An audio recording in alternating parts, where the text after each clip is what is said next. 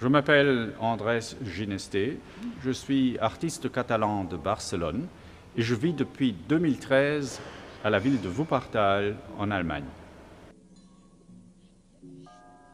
Aujourd'hui, je présente la sculpture Élan qui fut édifiée entre les années 1988 et 1998 au siège administratif du Postbank à la ville de Dortmund en Allemagne.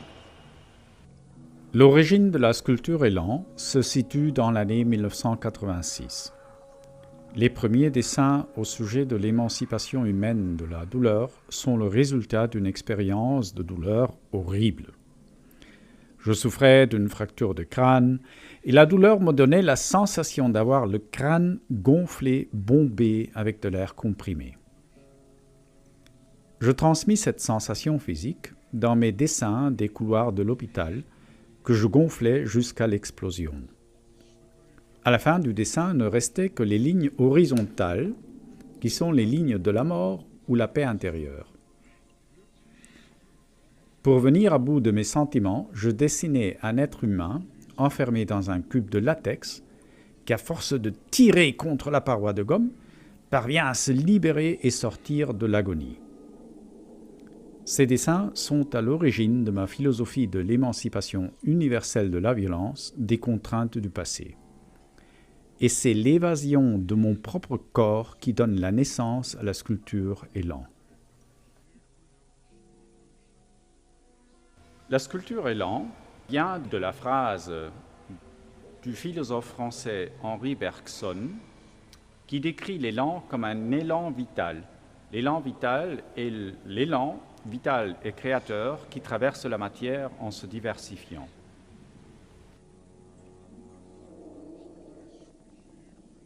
La sculpture Élan fut dessinée comme une sculpture sociale classique au sens des sculpteurs comme Joseph Beuys ou Yannis Kounelis. C'est une sculpture qui permet que le public en général se manifeste et participe autant au processus de création que après, une fois la sculpture est finie et érigée dans l'édifice, le public en général puisse se manifester et travailler avec.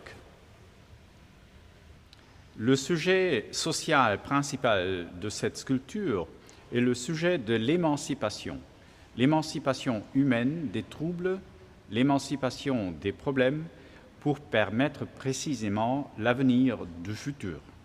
L'élan fut fabriqué à partir de 30 tonnes de céramique en plus de segments de marbre. Il est composé de 3 blocs et les 3 blocs sont divisés avec 6 faces. Les 6 faces sont masculine, féminine, féminine, masculine, masculine et féminine. De cette manière, on a 2 couloirs, un couloir féminin et un couloir masculin.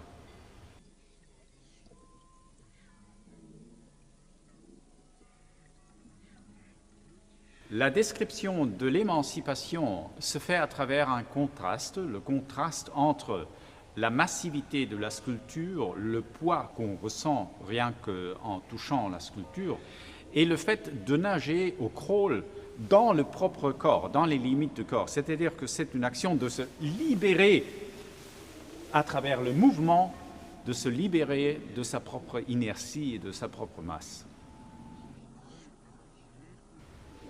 La sculpture Élan est faite de 2 éléments grands et contrastes. Tout d'abord, nous avons la céramique que nous venons de présenter, qui est un poids lourd. Et d'autre côté, nous avons une structure en métal, en acier, qui est très légère par rapport à la dimension et qui, vue du devant, se voit comme une tête, comme un visage. Dans ce visage est la pensée, ce qui nous entraîne vers le passé. Le visiteur peut se voir dans 2 miroirs. Les 2 miroirs sont orientés l'un vers le bas, vers la sculpture massive, c'est-à-dire que le spectateur se voit une fois avec l'idée, avec la pensée qui l'entraîne, qui le freine, et une deuxième fois, le spectateur se voit dans la tête, une fois qu'il est monté l'escalier, il se voit avec l'ensemble de la structure métallique, c'est-à-dire qu'il voit son image passée. C'est-à-dire, c'est encore une fois une image reflète du processus qu'il vient de passer.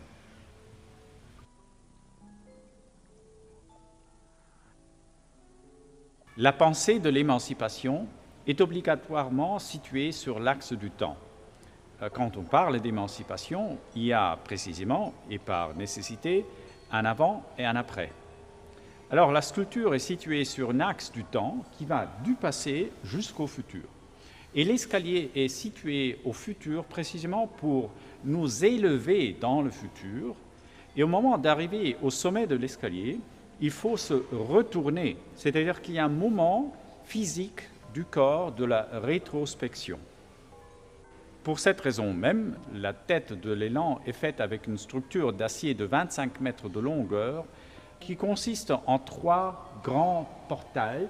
C'est-à-dire on a la porte du passé, qui est la plus grande, la porte du présent à travers laquelle l'élan nage, et la porte du futur, qui est la porte vers laquelle l'élan s'oriente.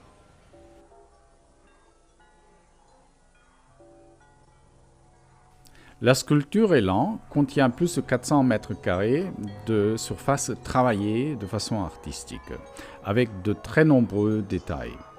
De tous ces détails, je désire remarquer 4 aspects importants. Le premier détail est une référence à la digitalisation, c'est-à-dire que déjà dans les années 80, avec l'émergence des codes de barres au supermarché, avec lesquels tous les produits étaient marqués, on pouvait voir qu'il y aurait une transition de l'être humain biologique vers l'être humain digital, c'est-à-dire l'être humain moderne. Le deuxième détail est une référence à la soutenabilité, image représentée par une montre qui marque 12 heures et 3 minutes, 12 heures et 5 minutes, en raison du fait que l'humanité a dépassé la limite de la soutenabilité, d'accord avec les résultats de la recherche de la Brundtland Commission de l'ONU. Le troisième détail que je désire énumérer sont les poèmes inscrits sur la surface, dont mon favori est le poème de Friedrich Hölderlin Männerjubel, une référence directe à l'émancipation des hommes, à l'émancipation masculine, de la violence à l'émancipation de tous les termes de pouvoir. Le quatrième détail fait référence à la Bible, fait référence au sujet de la tentation, fait référence au serpent qui couche sur la part centrale de la sculpture et débouche dans une tête de Janus, une tête qui est moitié masculine et moitié féminine.